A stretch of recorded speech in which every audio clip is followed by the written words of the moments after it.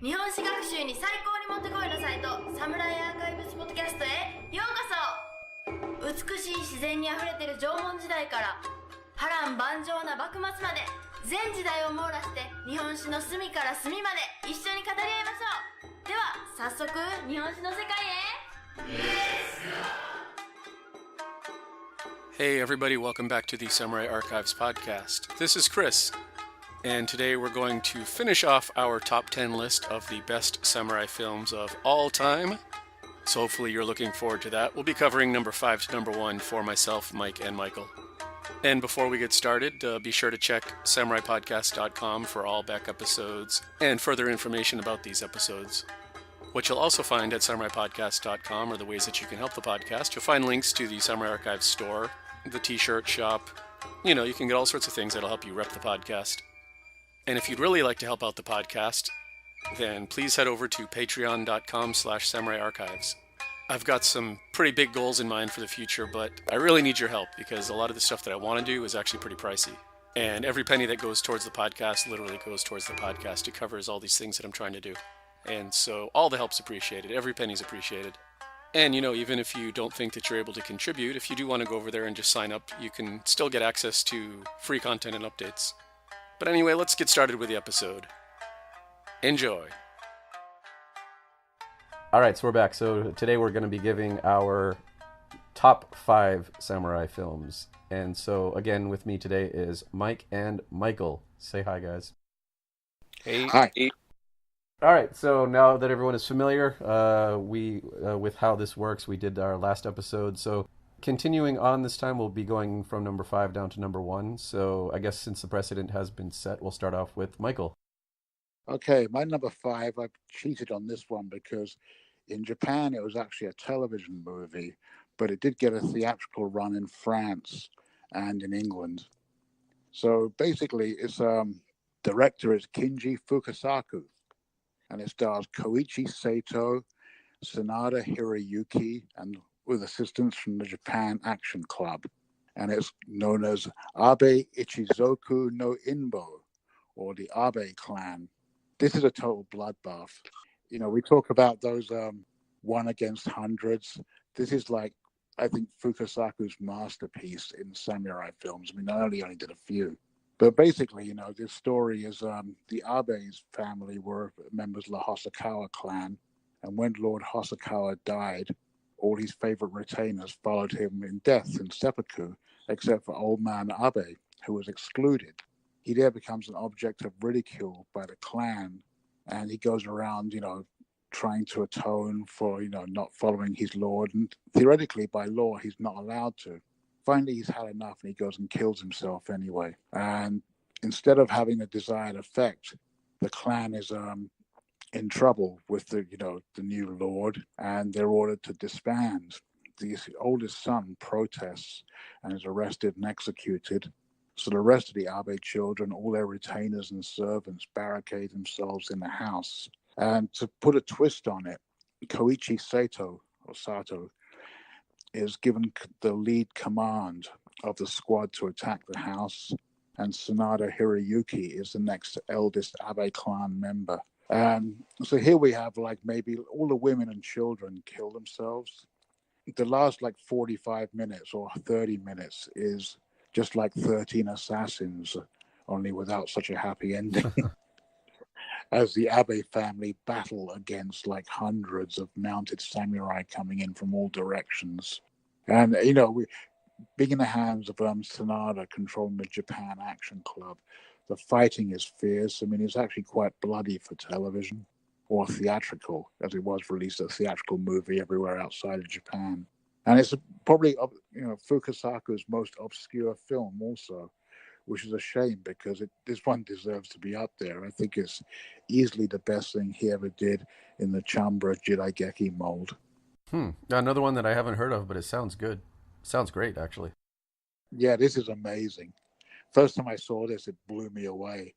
It was like watching 13 Assassins for the first time.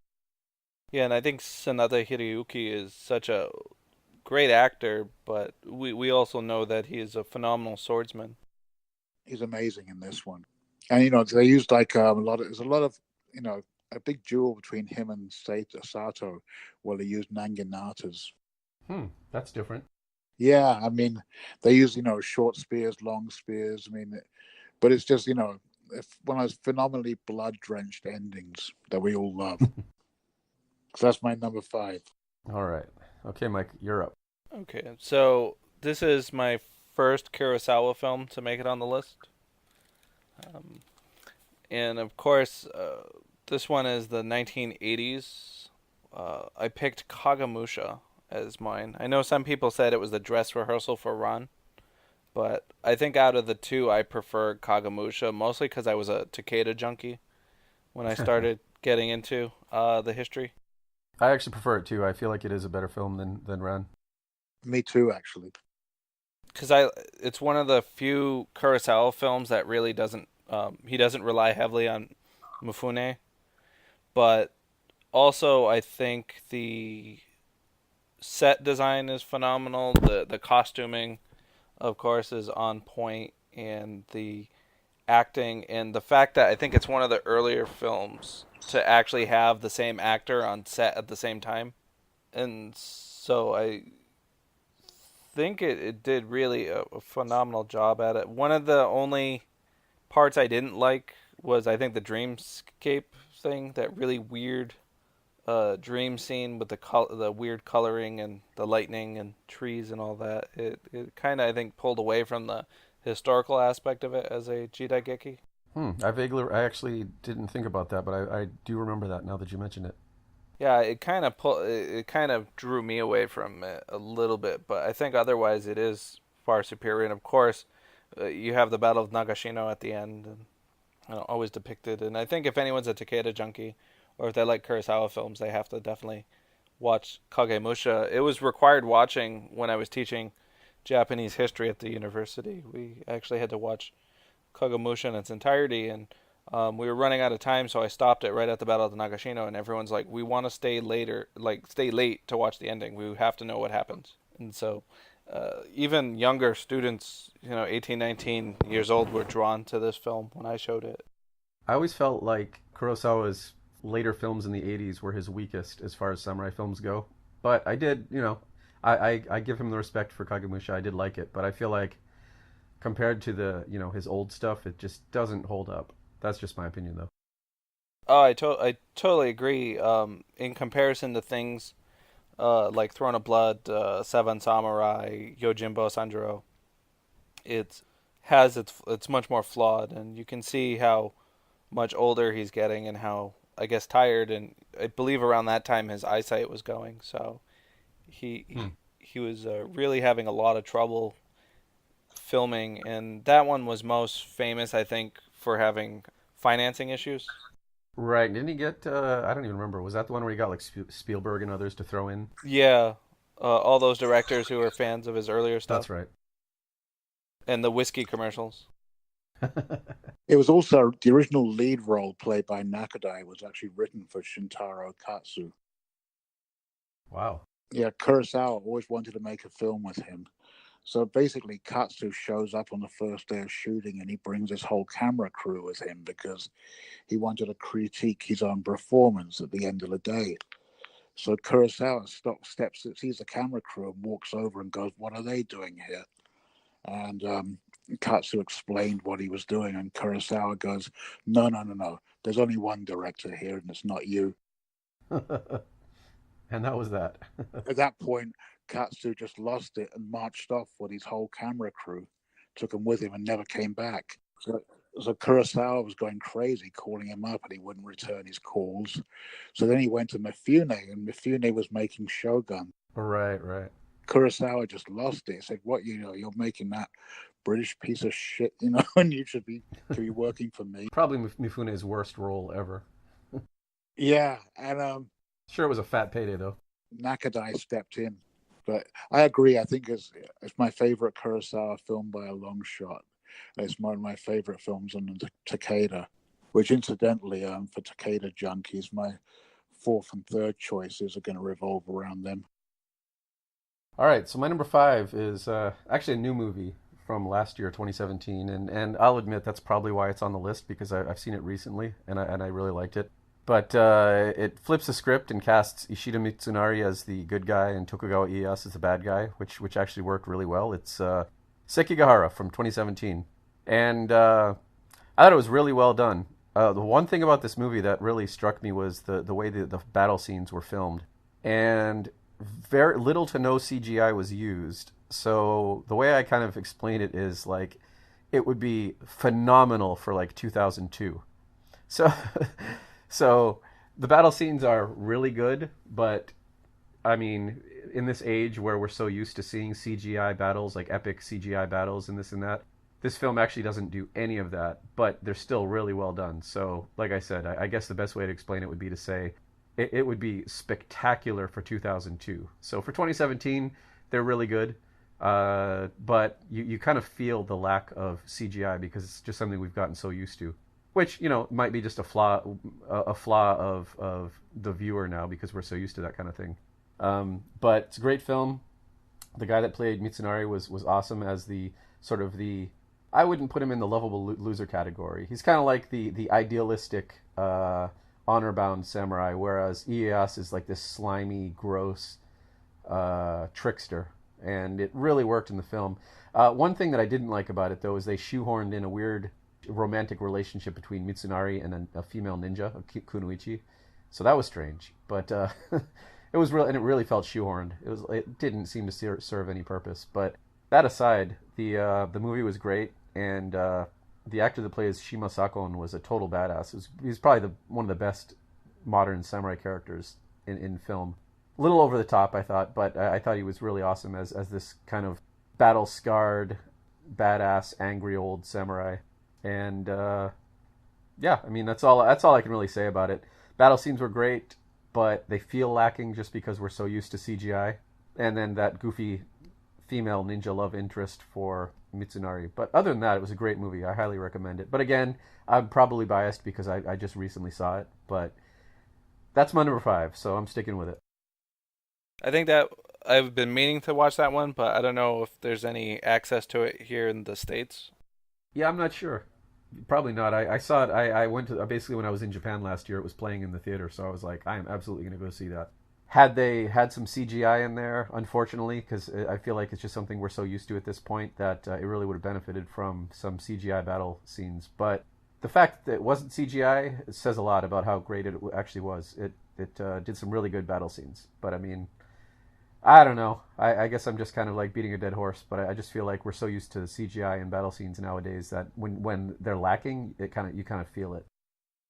Yeah, it feels different somehow. Mifune played Shima Sakon in the original TV version in 1990. Wow, was it any good? No, it's terrible. It really is bad. I mean, it's about 5 hours long. Jeez.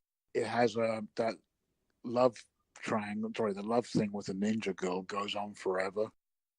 Yeah, that mystified me. Maybe they did take it from that. Maybe it's coming from some source material that I'm not aware of. But just it's adapted from a Ryotaro Shiba book. Oh, okay. Then that's probably what it is. But yeah, that whole subplot with the female ninja as a love interest just yeah, can't didn't put do it me for off me. seeing this yet, but I'm gonna eventually see it because in the original version, I mean, it was beyond tedious. It had this horrible modern jazzy score. And when you finally get to the Battle of Sekigahara in the last 20 minutes, there's only about 20 people on horseback, and it looks like they shot it in the local park. Oh, jeez. Yeah, this one was a lot more people. I mean, I could be wrong. They could have used some CGI to beef up the number of people, but it was so seamless you don't really see it. But every close-up shot and every wide-angle shot where you're seeing kind of close-up stuff was definitely not CGI. And I think another thing too that we've gotten used to is now I don't know what you'd call this. I guess the lighting. In a lot of movies, they play with the lighting with CGI to make it more like I don't know, like filter it and yeah, you know how they did like the battle scene in Game of Thrones, the Battle of the Bastards, or Saving Private Ryan. They tweak the visuals to make it look more they do something to it. Yeah, they do color grading and changing the lighting. Yeah, so whereas in comparison to, I don't know if you've seen Revenant with Leonardo DiCaprio, where the director relied solely on natural lighting. Right. So that was this one. They relied solely on natural lighting. So it almost looks like it again, it feels lacking because we're so used to all these like CGI things. So I think it almost suffers because not because it's bad, but because we've been so spoiled with CGI stuff over the past few years. Because yeah, natural lighting, no CGI, but very very well done. It feels naked almost, I think. Yeah. But that's my number five, Sekigahara from 2017. Okay, I'm up for number four, and sorry, Takeda comes next after this number four. I forgot about this one. The title. I'm going to say the title first for a specific reason because you're going to be horror struck, but it's not the film you think it is. The title is The Last Samurai. Oh, and you're telling me Tom Cruise did not make your number four? No, he didn't. Thank God. This one actually is a similar topic, and it's from 1974. It was directed by Kenji Masumi. It's his last film he actually made before he passed, and it's based on a novel from Shintaro Ikanami, who wrote Hisatsu, of course. And it's an all-star, big-budget extravaganza with Hideaki Takahashi, Ken Ogata, Kondo Masomi, Saigo Terahiko, and Keiko Matsuzaka. And basically, Hideki Takahashi plays this young swordsman who strolls through the whole Bakamatsu into the Meiji era, making friends on both sides. So he's like a Japanese Forrest Gump or something. Yeah, he becomes friends with Akita Saji. He becomes friends with a couple of guys from Satsuma. And they all go out, the amazing thing is several scenes, they all put their differences together and go out drinking together. And after the restoration, he becomes a hairdresser. Oh, jeez. It's a really great film because it concludes at the Sinian War. And there's a lot of scenes in this. It opens with the Ikidaya incident with Shinsengumi. All right. And it's completely as blood splattered as any lone wolf or cub. I mean, when the violence hits, there's arterial geysers of blood flying everywhere and slashing blades. And it does a fantastic Toba Fushimi. And it's just a really awesome film. I mean, it's really worth seeking. It's almost 3 hours in length, but it's completely as different to the Cruise film as you could ever get. Sounds interesting. Yeah, it's actually, for once, it's actually out on legitimate DVD. Neptune Media put it out. So it's been released domestically about a couple of years ago, and it's got brand new subtitles and translation. So it's basically they have a fictional character that kind of wanders around meeting all of these historical figures. Is that the basic idea? Yeah, he meets all these people like Hanjiro Nakamura, who was one of Saigo's people, and Akita Soji, and various other Hitokiri on both sides of the fence in the Bakamatsu era. So he's totally Forrest Gump. Yeah, the thing that binds them all together is the appreciation for each other's swordsmanship. Huh. A plot like this could easily go corny, but it doesn't. That's what I was wondering, but I guess since it's your number four, it must not. Yeah, I mean, it's a really awesome film. I mean, it's one of those films you never forget. I mean, it's kind of some very haunting aspects to it. And even at the end, towards the end, when they think, the horrors of war, and they think about all the people they've lost, and then the Sinian War breaks out. So that was, easily my number four. And once again, Kenji Masumi had a great career. I think he was just most people, of course, know him for what he did for Lone Wolf and Cub. But I think he was one of the great underrated directors. All right, for my number four pick, I think this is the first Heian period movie that we talked about. But this one's starring Isao Yamagata, and it's Gate of Hell, set in the 12th century. It's the story of kind of a dirty, I'll use the term dirty samurai who saves an aristocratic lady and then tries to pressure her to leave her husband so that they can be together. And he hatches a plot to kill her husband. And I'm not going to get to the end. I'm not going to spoil the ending.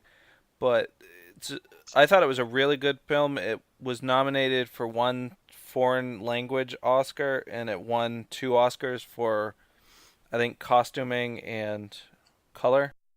So it was a two-time Oscar winner. It was at Cannes. It did really well there as well. And I mentioned this one when I was on the last podcast, but it was really one of these weird situations. I was looking for a Heian period film to show in college, and I was kind of trolling the samurai movie comments online, and I ran into a really old one from Tony Anthony Bryant, who recommended it, and this was, of course, after he had passed away. So even after that, he was giving recommendations and giving his opinion on Heian stuff. So I definitely put it on there. The costuming is phenomenal in terms of Heian movies, because we know how rich and how layered those costumes were, and the acting is bar none. I can't remember the actress who played Lady Keisa Michiko Kyo, but she did a phenomenal job, I think. And it's one of those really weird. It's one of the samurai movies that there's not a whole lot of action. I mean, there's a couple scenes, but it's mostly powered by its drama, and it's very dialogue driven, I think, as a film. And I think it's worth anyone who wants to see a decent movie set in the Heian period. Cool. I don't think I have any Heian period films on my list. And in fact, when you think of samurai films, you usually think of Edo period, I guess, because that's the typical. It's usually Muramachi or even early Edo. Yeah, like the Edo usually matches up with the westerns, so you kind of get that sort of western feel. Yeah, interesting. I'll have to look into that one too. Yeah, it's a very good dramatic film. I think Criterion has it now, and I just really liked it as a Heian film. Otherwise, your only other option is Omyoji. Which incidentally is by the same director as When the Last Sword is Drawn. Oh, jeez. And I thought Omyoji was pretty terrible, but that's just me. Yeah, and both of them were. That's why I was so shocked When the Last Sword was Drawn is so good. Yeah. Someone must have set him straight at some point. Yeah, I mean, they don't make too many films. The only films I've seen from the Heian area are those two films they've made about Tale of Genji, the two recent ones in 2001 and 2011. Right. Well, it's like that line from Jay and Silent Bob Strike Back. You do the money film first, and then you do the art film. Yep. All right. I guess I'm up. So my number 4 is actually two films. I kind of the reason will become obvious here. Both star Toshiro Mifune playing the same character, and you'll see the spaghetti western influence, and back and forth. We've got Yojimbo and Sanjuro.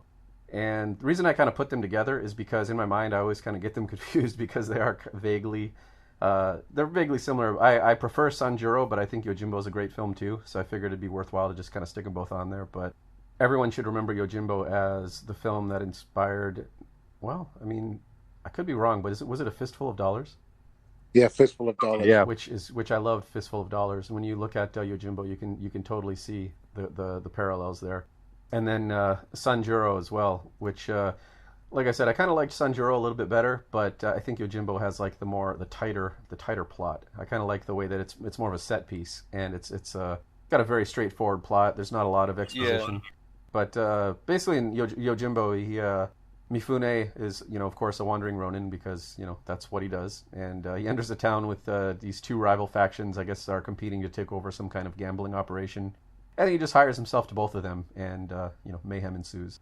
But I really like Yojimbo and Sanjuro, and I like the whole idea of the wandering ronin, almost as like gunslinger, the wandering ronin as Western gunslinger, I guess you could say. It's definitely set up for that type of look, and sadly I didn't put it on my list anywhere, and I thought about it, and I thought the action really set up for that Western, even the way that Toshiro Mifune draws on these guys, that he is the gunslinger, the fastest sword in Japan. And I think there's kind of an allusion to the Westerns in that one villain with the revolver. He has the foreign gun, sort of, and he just kind of relies heavily on it. But I think Yojimbo was the stronger of the two, honestly. Sanjuro's more talky. Yeah, for some reason I had Sanjuro higher on my list overall, but I kind of That's a tough one. I kind of have Sanjuro higher on my list, but I feel like Yojimbo stands out more. So so that's why I kind of went with both of them. And I mean, Sanjuro had, of course, that over-the-top duel at the end. Right. Yeah, which I definitely liked. Yeah, and I really like kind of comparing the spaghetti western with these two. I loved Fistful of Dollars. I thought it was like a perfect, I guess, homage to the to Yojimbo. Well, Leone believed that they actually had the rights to remake it, but apparently the producers, George Papi and Harry Colombo, hadn't paid up. So Kurosawa sued Leone. Damn. And one of Leone's arguments was that Kurosawa had stolen the plot from Dashiell Hammers's Red Harvest. And years later, after everybody was dead, Kihachi Okamoto would admit that Kurosawa did indeed steal the plot from Red Harvest. Oh, wow. And it's the same thing, like this guy called the Continental Operator in the 1920s walks into this border town with like two rival gangs and basically pits them against each other. Huh. Yeah, I guess that is an obvious take. So that was part of Leone's lawsuit, but he actually lost it. And the only territory so Kurosawa received all the international monies and rights for A Fistful of Dollars on top of, Yojimbo. And Leone was awarded the box office in Mexico where it bombed because they were the bad guys. Yeah, I mean, it was like, there is a lot of differences, but, Okamoto basically came out and said, Kurosawa's a great director, but he stole from everybody. That makes sense, but then a lot of people stole from him too, so it kind of it's one big circle. Yeah, I mean, who didn't steal from who? They all did it, same as musicians. Yeah. But yep, that's my number 4. I think overall I like Sanjuro a little bit better, but I think Yojimbo stands out more. Yeah, the tartan scarf that Nakadai wears, they found on the set they were shooting in sub-zero temperatures. So he just wore that, Scottish tartan muffler. That's funny. Yeah, which as it was in the Bakamatsu era, and they were Westerners in Japan at that point, it wasn't such a big stretch. That makes sense. All right, I guess you're up. Okay, my number 3 came out in 2012, and it kind of went under the radar, but it's actually a really wonderful film about one of Hideyoshi's less successful sieges. In fact, this was the stain on Ishida Mitsunari's capabilities as any kind of general, and it's The Floating Castle, Japanese titled Nobu no Shiro. And it was actually 2 directors, neither of which I've ever heard of, Shinji Higuchi and Isshin Inudo. And it's based on a book by somebody named Ryo Wada. But the film actually runs for almost 2.5 hours. And the basic plot is, as the Hojo are holding off against Hideyoshi, then, the order is for all the Hojo strongholds to hold out. So the little fortress of Oishi comes under Mitsunari. And using Hideyoshi's tactics of trying to flood it, he tries to basically, drown them and force them to surrender. But the lord of the castle is like this lovable idiot. And he basically, no one takes him seriously. They call him Lord Bone, which is short for Lord Bonehead.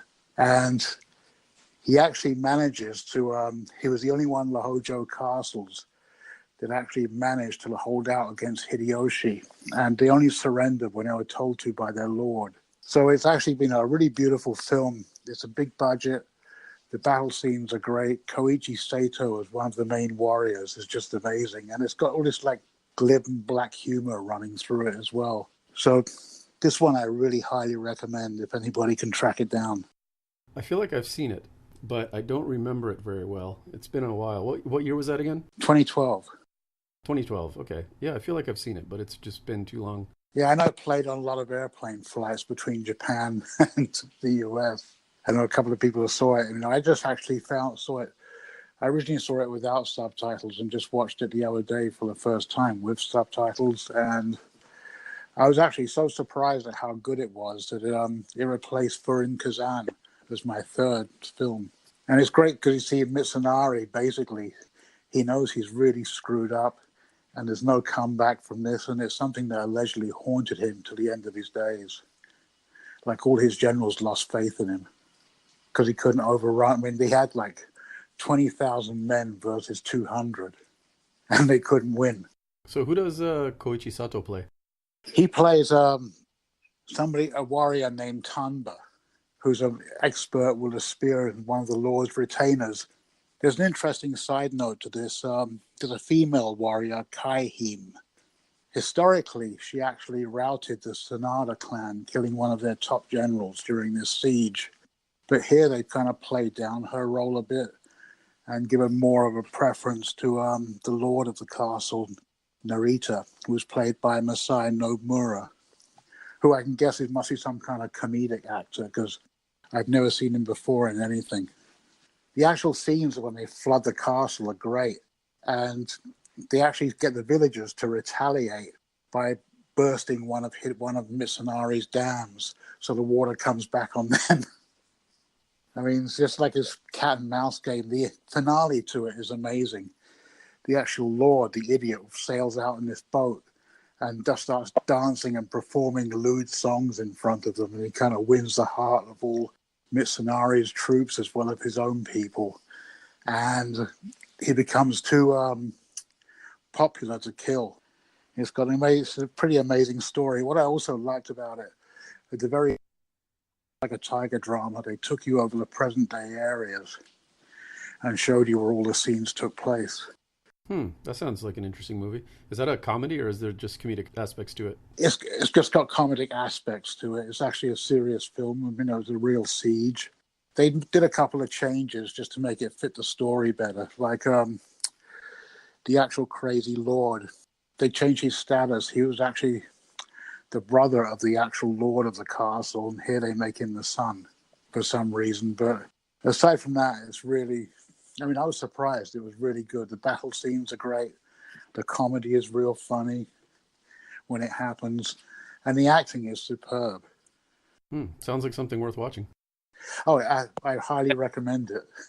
Because I feel like, especially here stateside, that we don't get a lot of access to a lot of the more obscure stuff or the better, I guess, cinematic quality movies. We usually get the really popular ones and never given a chance with a lot of the foreign language films that I think would be more culturally significant. I feel like samurai films are pretty niche as far as marketing goes, so I feel like maybe that's why we don't get a lot of them. Oh, they're incredibly niche. You know, I mean, basically, if it wasn't for the fan subbers, we wouldn't see any of this stuff. That's probably true. You know, like about at least 3/4 of every film I've seen first via a fan sub copy. Like Merlin from Samurai DVD. I mean, this guy has been doing it since the 80s. So, and his partner, Ichiban, was the one who put out Floating Castle. I think he's got copies on his website for about $14. I'm not sure. But it's well worth tracking down. I think definitely anyone who's a fan. It sounds like I was unable to see it, but I'm definitely gonna add that to the list of things I want to track down. Yeah, this blew me away. I didn't know it would be so good. It was just like, you know, I was totally unprepared for it. I thought it was going to be okay, and I actually ended up liking it a lot better than my original third choice, Furin Kazan. So that replaced it. All right, I guess Mike, you're up now for number 3.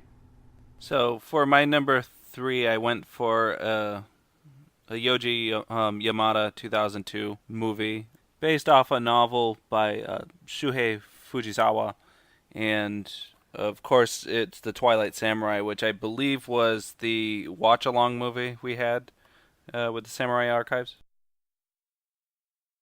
Yep, I had actually never seen it until yesterday.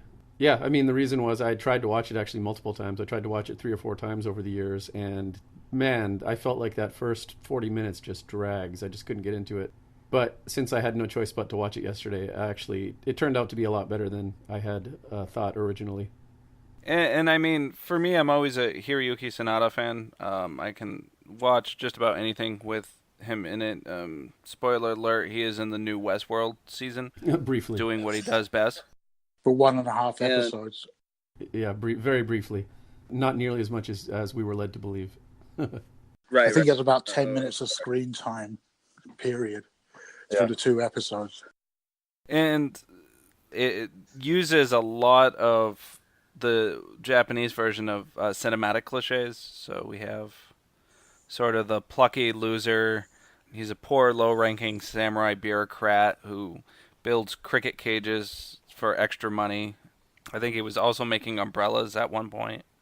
And so he is basically thrust into a lot of the political intrigue of the time. And, we do have the love interest, but I can see why it was nominated. I think it was for the 76th Academy Award, because I think Hiroyuki Sanada is an excellent actor, wonderful swordsman, well trained in both aspects. But really, I think that build-up is long from an American perspective. Like, we need an explosion within 10 minutes of a film to keep us going. But it was a real build-up to what was going on, I think. And it used a lot of those Japanese cliches really well. I think only because it had the right actors put in the place. Yeah, I definitely have to say, if you want to see a collection of stereotypical Japanese tropes, then Twilight Samurai is definitely for you. It's got the unrequited love, then the resolution, and the plucky loser, and pretty much every single stereotypical Japanese cliche that you could imagine. The interesting part is that these aren't typical tropes for American movies or for Western movies, so the Japanese have their own tropes, and Twilight Samurai highlights them very well. Well, and I believe those tropes are kind of oozing into American cinema in a way, especially with a lot of those dystopian sort of teenage juvenile novels that you always have the plucky loser, some kind of like society against man conflict, or the fates against man, and then you have the romantic love interest, and I think it's oozing in sort of that area. And it was kind of interesting seeing, Sonata play the plucky loser, because I think he oozes with like machismo and sort of that stoic Japanese attitude that you see with like Toshiro Mifune or even like Takeshi Kitano, who so just seeing him play the plucky loser was kind of an interesting take, I think. Yeah, the stoic loser who gives up the love of his life because he knows that he's not good enough for her. These very typical Japanese tropes. Right, and I mean, Seibe just sucks at life, apparently. Pretty much, yeah. It also actually kicked off a whole boom of Shuhei Fujisawa adaptations, which are still being made on film and TV to this day. I mean, apart from resurrecting Sanada Hiroyuki's career, it also gave a big jump start again to Rei Miyazawa, who was the female love interest. And the interesting thing about it is this is the role that got Sanada his role in the cruise film, The Last Samurai. Oh, that's interesting. I didn't know that. Yeah, they saw the Twilight Samurai and signed him up immediately. Right, because we ended up getting Twilight Samurai after The Last Samurai here, and so it kind of gets, I guess, confused. But I think Yoji Yamada made a killing off of the Fujisawa novels, because he did the Twilight Samurai, The Hidden Blade, and Love and Honor. Love and Honor, which actually is my favorite of the three. The one I really like is not done by Yamada. It's called The Samurai I Loved. That actually came out here on Animego in around 2005, 2006. But it's the same story. The stoic loser and the girl he's in love with, he's not good enough for, and he has to fight to save her in the end. I mean, I've noticed that, Fujisawa's stories all seem to center around the same provinces, and they all have the same themes. A downtrodden poor samurai, a lady he loves above his station. Although there are a couple of them where he's actually, he has about 3 books about female swordswomen. Some of those actually have been filmed. The River's Edge is one. That's been out for a while. And, I forget the other one. There's actually 3 of them about female swordswomen in the same province that are actually avenging, some kind of wrong that was done to their family. Do they all take place in the fictional Unasaka domain? Yep. All a domain next door. Huh. Yeah, that was really odd. I didn't realize that they were actually just making up a fake domain. The Unasaka domain apparently is been used in multiple movies. Yeah, the thing I read about Fujisawa, he suffered from TB all his life, and he was a heavy smoker. And each time he wrote these books, he thought it was going to be his last. But he apparently kept on, doing more and more of them. And, nearly all of his NHK actually started adapting his stuff in the early 70s. But there was Twilight Samurai that actually made him a kind of somewhat of, I can't call it a household name, but at least made him more famous. And the book it was based on, The Bamboo Sword, was actually translated to English. I wonder if that's why a lot of his characters die of TB. Yeah, probably because he himself had it, even though he lived for a long time. He used to write these stories. I forget which newspaper he was working for, but they were all like short stories in the Sunday paper. All right. Mike, anything else on the subject of Twilight Samurai? No, I think everything that was supposed to be said was said. Okay. All right, my number 3 should be an obvious one. The inspiration for Star Wars. It's got everything. It's got R2-D2, C-3PO, Princess Leia, and a grumpy old Obi-Wan Kenobi. It's Hidden Fortress by Kurosawa. And it's a total classic, but at the same time, I feel like it was inaccessible for a long time. I don't think I even saw it until the early 2000s because it just wasn't available back in the day when I was actually, when I first found Kurosawa. So I think there's a good chance that a lot of listeners actually haven't seen it. Well, I don't know, maybe they have seen it by now, but definitely worth it. I mean, you can totally see the inspiration for Star Wars. I mean, it's not verbatim, it's not scene by scene by any means, but the basic concepts are there. And especially the characters. You can kind of see the spunky female lead and the two bumbling, shifty peasants that I guess equate to R2-D2 and C-3PO. So you can see it. It's there. You can kind of see the vague inspiration for Star Wars. Although I think George Lucas took a mountain of things from other places as well. But you can kind of see the basic concepts came from this movie. Definitely a good film, interesting film, if I remember correctly, and it's been a while. The basic plot idea is that a princess and a general are on the run or heading somewhere, and then they kind of enlist these two bumbling villagers to kind of help them, but they don't really they don't really reveal their identities until later on. I don't know. Does that kind of sum up the basic plot? Yeah, that sounds about right. So yeah, really good. This is when Kurosawa was kind of on his game, and it's a great movie. Definitely worth seeing. Yeah, it was around the time he was just knocking like great movie out after great movie, because that was I think right around the same time as like Seven Samurai, and like I think he just finished. Rashomon just came out, and then he was just hitting like every movie out, every classic after classic. Right. Yeah, that's when he was like a powerhouse at that point. And one thing that's interesting that, mentioning the obvious Star Wars connection is that in both movies, the two bumbling, the C-3PO, R2-D2, and then the two farmers, is that they kind of are witness to almost every event. If you watch most of the major events, they're complete witnesses to, much like in Star Wars. C-3PO and R2-D2 kind of witness everything that goes on. Yeah, they're almost like the Rosencrantz and Guildenstern of the film.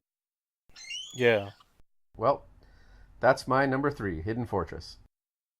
Okay, so my number 2 is this is an interesting one because it centers around the fourth battle of Kawanakajima, and I would just say all versions of this film because there's so many. I mean, there's all these different prints, from the American version to various Japanese versions. So it's Heaven and Earth or Tento Chito, which actually was filmed in Alberta, Canada, because it was cheaper. And Haruki Kalakawa actually used female Mounties as the Japanese samurai and had them on little ponies. But what I like about the film is the whole spectacle. I mean, it's like I haven't seen the full version yet because it's like close to 4 hours long. But there's a prequel called Heaven and Earth, the Dawn episode, which covers the young Kagetora when he was in his first battle at the age of 15. And that leads right into Heaven and Earth. That was aired on TV the same time the film came out. And the longest version I've seen is about 2 hours. And it has on the disc, there's some extras. It's not subtitled. But the major difference, apart from the soundtrack being different on the American version also has Stuart Whitman doing narration. But the focus on the film is not on the two generals of Kagetora and Shinjin. It's actually on the life of Kagetora. But I actually, he apparently hated Kurosawa. That's why he decided to make this film. He saw Kagemusha and was convinced he could do a better job. It's funny too because you always think of one or the other. It's kind of like being one in the same, not one in the same, but you can't really think of one without thinking of the other. Yeah, I mean, the battle scenes in this are spectacular. It also created this whole myth about, the Takeda having a troop of women warriors. There was even a book that came out around the same time to back it up, and then someone else wrote a book that completely debunked it. And said it wasn't true. There was no women warriors. But I think it's like one of the great films. I really do. I remember I used to catch it over here on late night TV a lot. And but I do wish at one point someone would actually take the longest version available, which I think is 164 minutes. It came out on Super VHS in 1994, and actually do a subtitling job on it. Because, there's so much missing from it when we see the American version. And even the 2-hour Japanese version, which is 15 minutes longer, that 15 minutes are huge because it completely shifts the whole emphasis away from the two generals to just Kenshin. But, the main reason I love it is just for the spectacle and the pageantry. One thing I remember most about the movie, well, a couple things. That movie is totally a guilty pleasure film for me. I know it took a lot of heat on the Samurai Archives years ago. Oh, yeah. But I remember seeing it, I think it was the early 90s. I caught it on TV. And the late 90s, I found a copy in a mom and pop video store. And I remembered I'd offered them like whatever they wanted, for it. So I ended up paying them $10 to own the VHS copy from the video store, which I still have that VHS copy. But I remember it was a very colorful film. I thought the color schemes were very well done. Historical inaccuracies aside, I did enjoy the actors who played Uesugi Kenshin and Takeda Shingen. I admit openly I am a Takeda Shingen junkie. I was, even coming on board with the Samurai Archives, I'm a Shingen fanboy. But I remember out of the two Takeda Shingen movies to come out of the 1990s, this is by far the strongest. I think there was a mini-series in Japan that came out around the same time that was horrible. With Koji Yakusho in the title role, and Sonny Chiba's in it somewhere. Right, yeah, and he ends up, I think, towards the end having this sort of syphilis-like feverish insanity at the end. Yeah. It was one of those TNT or TBS Tobigo Broadcast Systems New Year's movies. They did Masamune one year and Shinjin the next year. Yeah. And so out of those two, Tento Tito is probably the most, I think, strongest, of course. If I had to compare it between that and Kagemusha, which, spoiler alert, is my number, was higher up on my list, I would probably pick Kagemusha. Yeah, I picked it because basically I knew somebody else was going to pick Kagemusha. And also, like yourself, I'm a Takeda junkie.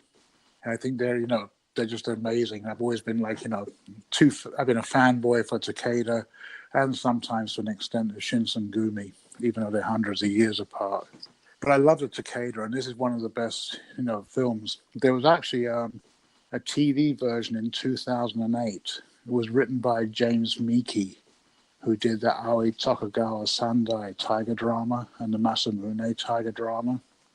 Never been subtitled, but it has Kinya Kita Oje as one of the gods, and it has a guy, oh god, I forget his name, the guy who played Masashi in Kojiro in the Masashi tiger drama, Masahiro Matsuoka. He plays Kenshin, and it's actually pretty well done for a TV film, mainly because of the writing, even though it's never been subbed. But Katakawa threatened to actually follow it up with Sekigahara, but of course his drug problems got in the way and he got incarcerated instead. But for what it's worth, I still think it's a great film. I really do. I mean, I think, the best way to look at it is to try and see the 2-hour version, even without subtitles. It really does elevate the film up another level. And they also, changed the soundtrack. They put Banjo's Kitaro in places on the US version and brought in Stuart Whitman to do the whole voiceover thing. Okay, so that's my number 2. All right, so Mike, I think you're up for number 2. So my number 2 and my number 1 are both going to be Kurosawa films. And so for my number 2, I picked Throne of Blood. And I thought it was probably one of the best renditions of Macbeth that has ever been done. And definitely Toshiro Mifune carried this film a lot. I did like Isuzu Yamada, who played his wife, who I think was really a very creepy character.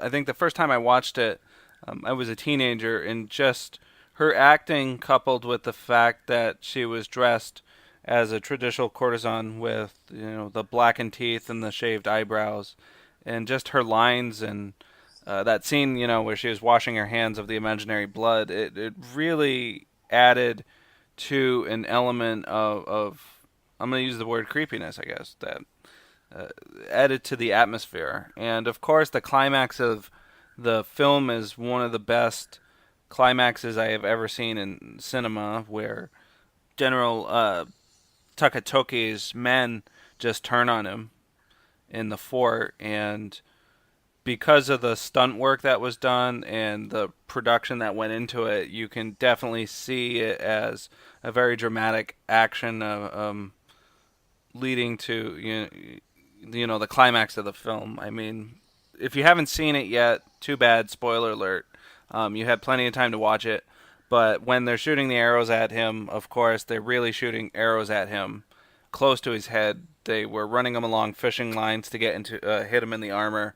The look on Toshiro Mifune's face is just very dramatic, very realistic, and so I can see why it is on the list of at least top 20 films you have to watch, or movies you have to watch if you're in film school. Yeah, they did shoot real arrows at him, and he was genuinely freaked out. It's in that book by Stuart Galbraith, The Emperor and the Wolf. It talks about, that scene where they have him pinned and they shoot the arrows. They use real arrows, and he was just like, they didn't tell him beforehand they were going to do that. So the fear you see is actually genuine. And I if I remember correctly, they did hire was it Yabasumi Masters and to at least help with the scene. Yeah, I think I agree. It's one of the best adaptations of Macbeth. The only other adaptation that I like is the Polanski one. And this is, probably the best. I've never seen any other version that actually really, apart from Polanski aside, that comes even close to this version. All right, my number 2 actually already came up earlier in the podcast, but it's Harakiri, the original. And I still, to this day, I still see that as like my number 2. Well, it's in my top 5 of like all films from all internationally, and I loved it the first time I saw it, and I've seen it again multiple times, and I still love it. Like I said, there are a few little things that actually, I guess I should say, I had zero problems with the way it was until I saw Takashi Miike's remake, and then I realized that maybe these things could have been done a little bit differently, could have been done a little bit better. But yeah, my number 2 is the original Harakiri. I really have no complaints with it. I did like a few aspects of Miike's remake a little bit more than I did in the original, but I mean that's real minor because this is pretty much a masterpiece as far as I'm concerned. Yeah, I had no problem with Harakiri, and I'm surprised I couldn't find room with it on my list. I had a couple nitpicks about it, but I thought it really fits in with sort of the samurai government. They're just kind of douchebags, and you kind of see it in definitely the way the Ie clan is portrayed. That he just points out all of their hypocrisies to them after they, killed it or forced his son, spoiler alert, to commit seppuku. Um, but just pointing out their hypocrisies and just doing everything he possibly can to damage their image. And after it's all said and done, they're still like, yeah, let's just sweep this under the rug. Like, they learn nothing. And I think that is somewhat infuriating in terms of plot points. Yeah, it was really good. I really like how they handle the ending like that. Like he goes through all this effort, and like you said, he points out all of the flaws. He basically lays it all open, and then they just kind of sweep it under the rug as if it never happened, and that's it. They're just like meh, and yeah, it was at least I think he gained his revenge in those terms, but almost for nothing. But I guess part of the point is they're gonna have to live the rest of their lives knowing it, even though it is swept under the rug. True. All right. Well, that's my number 2, the original Harakiri. Guess we're down to number 1. So that brings it around to Michael, your number 1. My number 1. This is a fascinating film, and basically it's by Hideo Gosha, who probably was the best director of Jidaigeki and samurai films next to Kurosawa. And of course, he used a lot of Kurosawa's people, notably Shinobu Hashimoto, who recently passed at the age of 100. And this film is, of course, scripted by Hashimoto. And he has the most eclectic cast you could probably put together in one film. You have playing Ryoma Sakamoto is Yujiro Ishihara, who was a fading Nikatsu teen idol and pop singer of the 60s. Then you have the consummate professional, the method actor, Tetsuya Nakadai, as Takache Hanpita. And of course, there's Akada Izo. There is Shintaro Katsu, the wild man, drug addict, drunkard, you name it. He was all. And lastly, Mishima, the author, playing Takanaka Shinbei, the Satsuma samurai, the Hitokiri. And this actually, because he commits seppuku in the film, it caused the film a lot of trouble in real life. There's so much that Mishima's family asked Shochiko to withdraw the film. Luckily for us, it stayed in print in France, and the versions around are because of French DVD. And of course, it's Hitokiri Tenchu, which is actually taken from part of Ryotaro Shiba's novel, Ryoma ga Yuku. And what really lifts this one up more than anything is the actual performances of all the actors. I mean, they're incredible together. There's a really powerful scene, one of the best scenes in the whole film, where Han-Peter leads his Tossa samurai through the castle town, and they're all wearing 2 swords and gaiter, which of course, for lower class samurai is forbidden, because they're only allowed to wear 1 sword and sandals. So they're doing this in defiance of authority. The first time I saw the film, I didn't even catch that. It wasn't until like the 3rd or 4th showing that I caught it. There's all these like little subtle nuances in it. But more than anything, it's Shintaro Katsu's film. It's like his masterpiece. And I think it's probably the best non-Kurosawa film, period. So, I mean, even Gosha has a great body of work. 3 Outlaw Samurai, Goyokin. But this is his bona fide masterpiece. It just can't be topped. I mean, the storyline's pretty easy because we've seen it in God knows how many Ryoma dramas. The whole formation of the Tossa Loyalist Party and their rise and fall, and how Akada Izo becomes attached to Katsu Kaishu, but then he gets arrested and returned to Tossa. And in retaliation, he basically rats out Han Peter, who is sentenced to seppuku. But, it's a really amazing, dramatic film. And Katsu is so sleazy and grimy in this. I mean, he looks like he hasn't even had a bath or bathed in about 6 months. He's just totally filthy and dirty. But, it's probably visually stunning too. I mean, this would easily be my number one. So it's also known as Tenchu, which is European name. And luckily, as I said, because of what happened to Mishima in real life, it was about 3 or 4 months after this film was released, he attempted his coup, and then he committed seppuku in real life. So that, of course, led to the film. There's all these rumors that the film was banned, which it wasn't the case. It was just basically his family, objected to it because of the seppuku scene. So it was withdrawn from circulation. But even then, it wasn't even withdrawn till the mid-'80s. It actually had 2 separate theatrical runs in Japan and was a hit both times. But it's only available on French DVD, which of course has been subtitled by the fan subbers. So, but I highly recommend, if you haven't seen this film, beg, steal, or borrow, or go out and find a copy. So that's my number one. Yeah, I actually haven't seen it, and that's definitely on my list. Oh, it's a complete masterpiece in every way. Same here. That's another one I have to hunt down. All right, so I guess we move on to Mike and your number one. Yep. So my number one is another Kurosawa film, and probably considered one of the greatest films in cinematic history, is The Seven Samurai.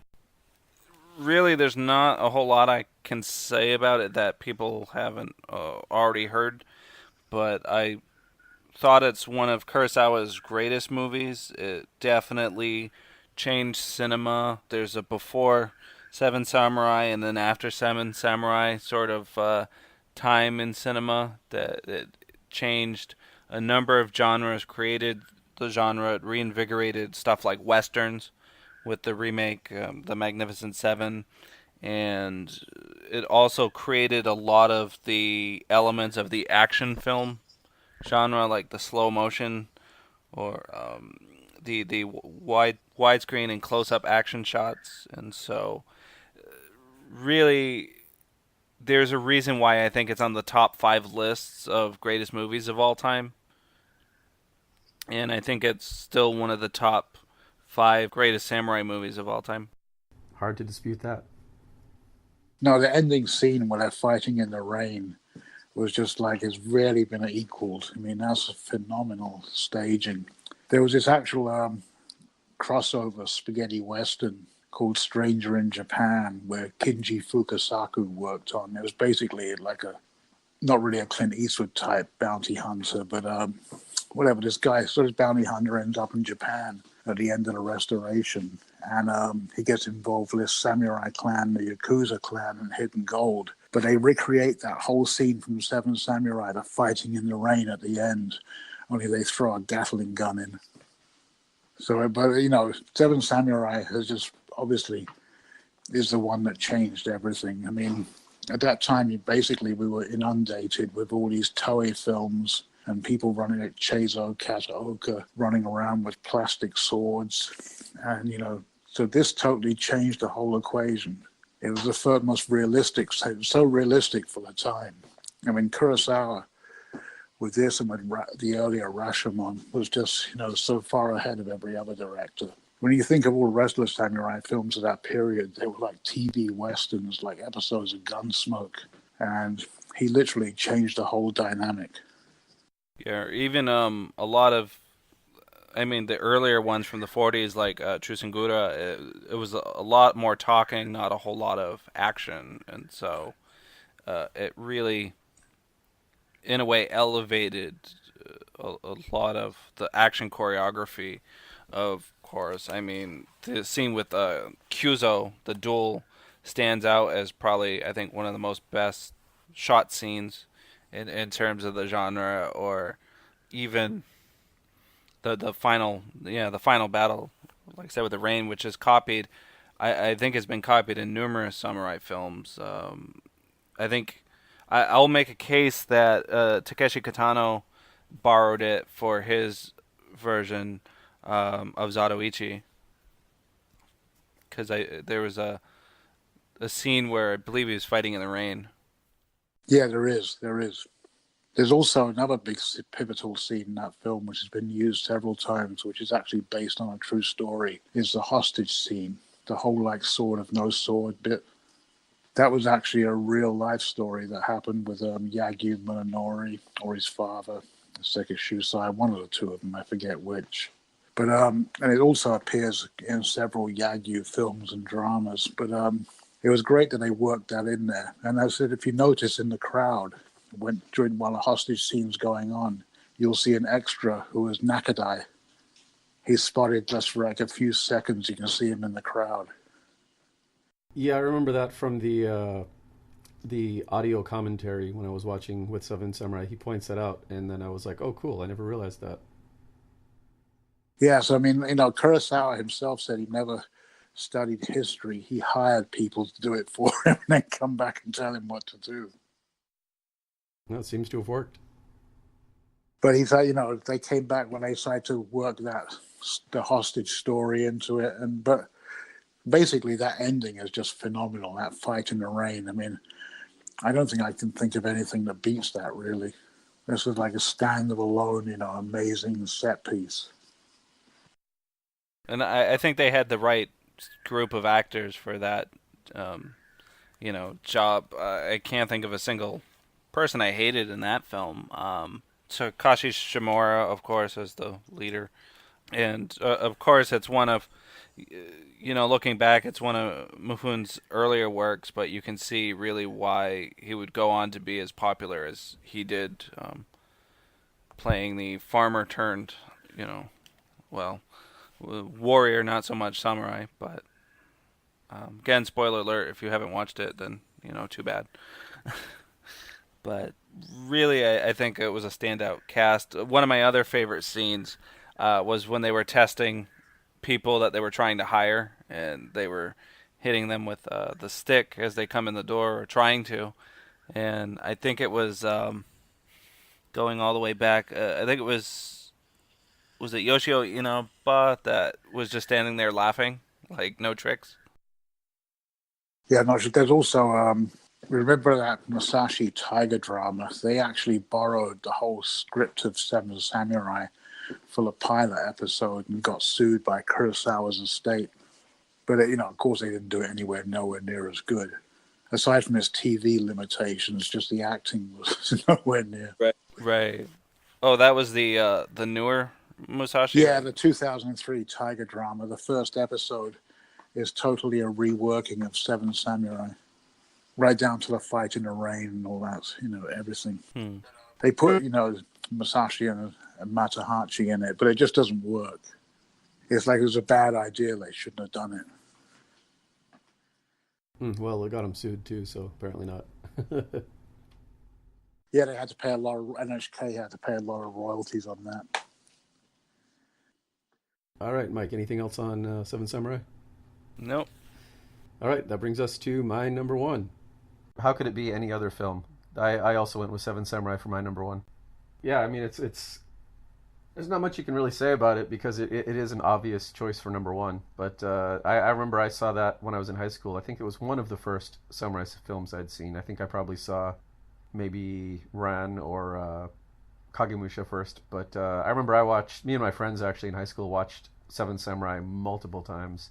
And even now I can watch it again, and you'll still find little different things to it, little things you might not have noticed before. And even considering it's 1954 when they filmed it, the action scenes and the sword fights don't look fake and don't look like kind of the dance numbers that they did in a lot of the other samurai films of that era. And I mean, most famous, that's showcased by Seiji Miyaguchi, especially in the duel. But Miyaguchi, trying to think of his character's name now. Kyozo? Oh, Kyuzo, yeah. Yeah, Kyozo. It's sort of the sword master, but that most famous duel, and especially that one scene where Toshiro Mifune was trying to copy him after he killed a couple of the bandits and got the gun, and then Toshiro Mifune is trying to up him. He's just trying to one up all the samurai because he's just, spoiler alert, not a samurai, and compensating by carrying around this really big nodachi. So I think it was really a classic, number one in every list I can think of. Yeah, I figured that it's so obvious to almost be like hacky, but it deserves the number one spot in my opinion. Yeah, I was trying to avoid Kurosawa and I couldn't get away with it. Yeah, he's like the guy that kind of set the tone for the rest of the century, basically. Yeah, both in Japanese cinema and American, I would say. All right, so that's our top 10. Hope the listeners enjoyed it. So why don't we go down and relist our top 10 so that the listeners can make note. And I guess we'll start with Michael, since you've been going first. Okay, here we go. Okay, number 10 for me was by Masaki Kobayashi, Inn of Evil, or We Give Our Lives for Nothing, Inochi Bonifuro. Number 9, Kaiden Shibafusa Inoki, Ghost Story of Inoki, or The Mother Tree. That's number 9. Number 8 was by Kenji Masumi, starring Rise-Out Ichikawa, Destiny's Son. Number 7, also starring Rise-Out Ichikawa, Daisan no Kagemusha, or The Third Shadow. Number 6 was Broken Swords, Hiken Yaburi is a Japanese title, based on the novel Haku Oki, directed by Daisuke Ito, and this one stars Hiroki Matsukata and Kojiro Hongo. Then 5, Kinji Fukasako's Abe Ichizoku no Inbo, starring Hiroyuki Sanada and Koichi Sato, or the Abe Clans, the English title. Number 4, The Last Samurai, not to be confused with Tom Cruise. This is the 1974 Kenji Masumi film starring Hideki Takahashi and Ken Ogata. Number 3 is The Floating Castle, starring Koichi Sato and Mansai Nomura. Number 2, Tento Chito, Heaven and Earth, directed by Haruki Kalakawa, starring Masahiko Sagawa as Takeda Shinjin. And number 1, Hitokiri Tenchu, directed by Hideo Gosha, with Yukio Mishima, Shintaro Katsu, Tatsuya Nakadai, and Yujiro Ishihara. All right. And Mike, how about your top 10? Okay, so my top 10, to recap, was number 10 was Sword of Doom. The Last Zato Ichi was number 9. Number 8 was 13 Assassins. Number 7 was Samurai Rebellion. Number 6 was Kiru, also known as Kill. Followed by Kagemusha. My number 4 was Gate of Hell. And then for the top 3, it was number 3, Twilight Samurai, with number 2 being Throne of Blood, and my number 1 pick was The Seven Samurai. All right. For my top 10, we've got number 10, Aragami from 2003, directed by Ryuhei Kitamura. And that one was starring Masaya Kato and Takao Osawa. Number 9 is Ronin Guy from 1990. Number 8 is When the Last Sword is Drawn. Number 7 was the new version of Harakiri from 2011, directed by Takashi Miike. Number 6 was 13 Assassins from 2010, also by Takashi Miike. Number 5 was 2017's Sekigahara. Number 4 was split between Yojimbo and Sanjuro, both directed by Akira Kurosawa. Number 3 was Hidden Fortress from 1960, the inspiration for Star Wars. And number 2 was the original Harakiri from 1962. And number 1 was, of course, Seven Samurai by Akira Kurosawa.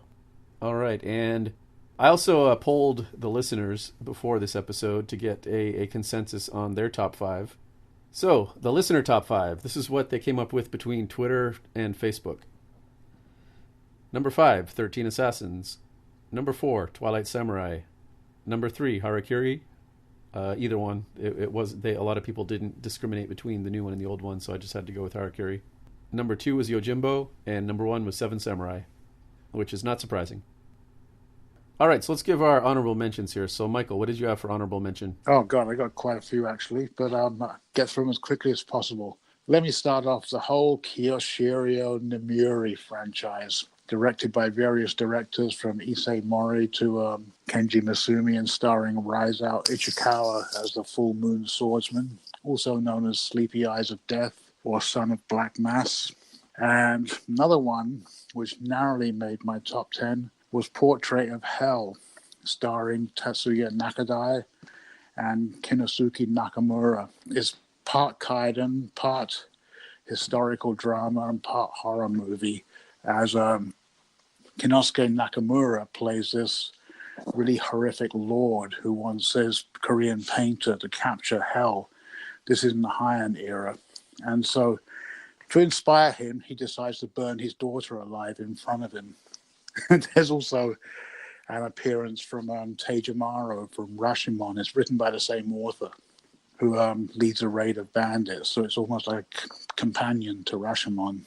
And the last one was from 2005, which is Runin, Banished, which is starring Keiko Matsuzawa. It's set in 1838 and follows the fate of various people exiled to Hachijiro Island in the Pacific Ocean.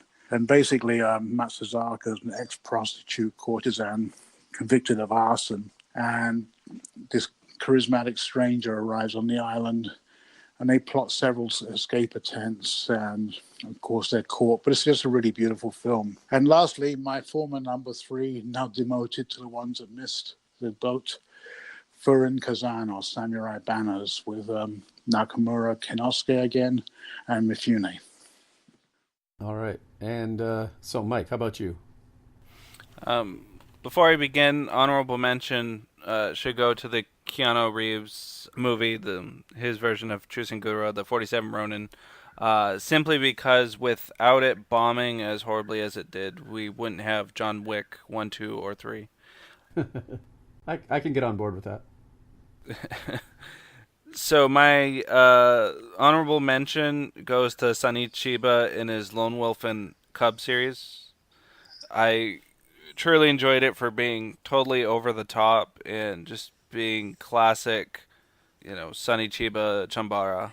Of course, it was so popular it made its way into a derivative film, Kill Bill 1 and 2. That was definitely, I think, mine. And I believe another one was Samurai Fiction, of course, as another kind of runner-up for me. It was the least serious of all the samurai films I have ever watched, but it definitely was fun. You could see a lot of where the inspiration, and you have both a soundtrack by Tamiyasu Hote, and you have him starring as the main antagonist, and he always just plays super cool. So I think those were my runner-ups. All right, and my runner-up, I only really have 2 of them. First one is Ganryujima from 2003. That was the movie starring Motoki Masahiro as Musashi. And yeah, it's a very non-traditional Musashi film because it's probably closer to reality than the rest of them. But yeah, basically he plays Musashi. I don't want to spoil anything, but basically he plays Musashi as a large, smelly, angry bully, basically. Oh, who sicks his students on. Right, and with an interesting twist at the end. So I don't know if that's available in America. I'm not sure, but it's definitely worth watching if you can get your hands on it. It's on the grey market. People have it. Ichiban, I believe, Samurai DVD's co-partner put it out. Okay, yeah. If anyone's a fan of Musashi, they should watch Ganryujima from 2003, starring Motoki Masahiro. Definitely worth it. And then my second runner-up is the Tom Cruise version of The Last Samurai, because I actually liked that movie. It's not a top 10 by any means, but I did like that movie, and I think it is worth watching. I know people like to crap on it, but actually it was a pretty good movie. I loved the costumes, and I think, even though Tom Cruise is a weird dude, I think he's good in pretty much everything he does. The ending, once again, to that was phenomenal. samurai led by Sanada and Watanabe charging into the new Meiji forces. Yeah, the one thing I didn't like about that scene was it literally looked like they were fighting on a golf course. Oh yeah, well manicured lawns and Right. I that seemed so odd to me, but beyond that, I loved the cinematography. I loved the costumes. I thought it was a good movie. I mean, it was definitely a guilty pleasure movie. oh well, yeah. Like I said, it's definitely not in my top 10 by any means. But yeah, it's a good movie. Yeah, I remember seeing it in theaters, and I thought it was a well done movie, and I thought the soundtrack even was really. Soundtrack was great. Yeah, and Tom Cruise's Japanese was actually pretty good too, compared to the vast majority of American actors who try to pretend they speak Japanese. He actually did really good. He actually was taught a lot, including like some Japanese and to fight by Sanada. Sanada pretty much choreographed all the fighting on the whole film. And Zwick should get credit for hiring Japanese actors and actresses. Oh, 100%. I mean, it could have been a disaster. It could have been like that stupid geisha movie with like Chinese and Vietnamese and weird random actors instead of actually hiring legit Japanese actors. So, I mean, I think the casting was spot on for that movie. I don't think I would change a single casting on it. Interesting story on it, though, very quickly. It was written by Australian George Miller, which I believe is the same Miller that did the Mad Max series. Oh, wow. He did the original draft of it 20 years before they made it. And his role model was actually Saigo Takamori, of course, for the Watanabe role. And this journalist, Augustus Mounsey, an American journalist who'd been in the Civil War and came to Japan. And in the original script, the Aldrin Mounsey character was not meant to participate in any fighting. You know, he was just meant to be an observer. And he actually sued the screenwriters because they cut him out of all the credit. And they ended up giving him a portion of the royalties. But his original version, of course, basically it was taboo for the white man to jump in there and fight with the rebels. But of course, it actually, Cruise wanted to do it differently, and so whatever. But at least it got made.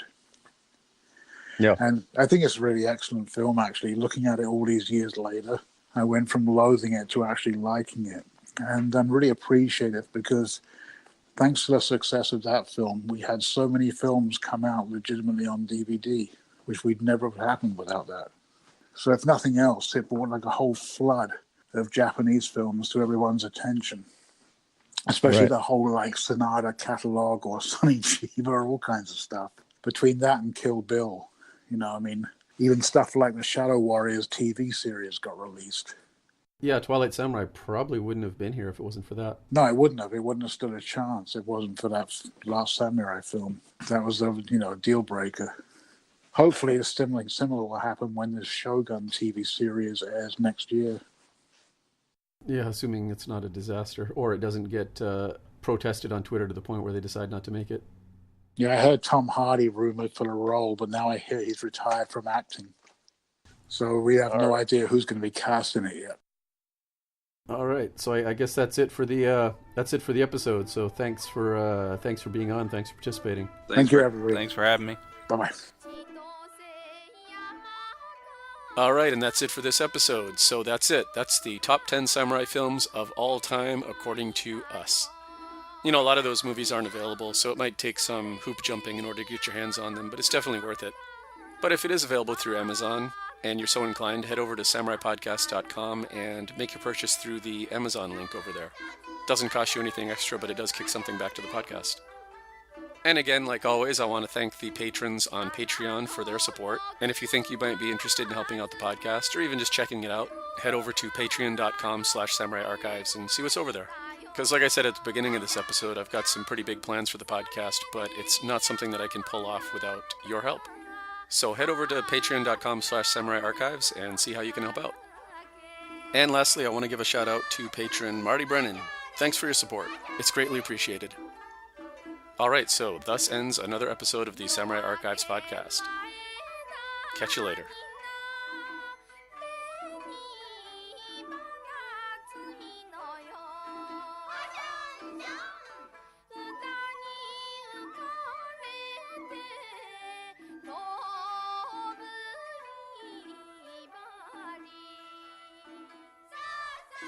Kagemusha!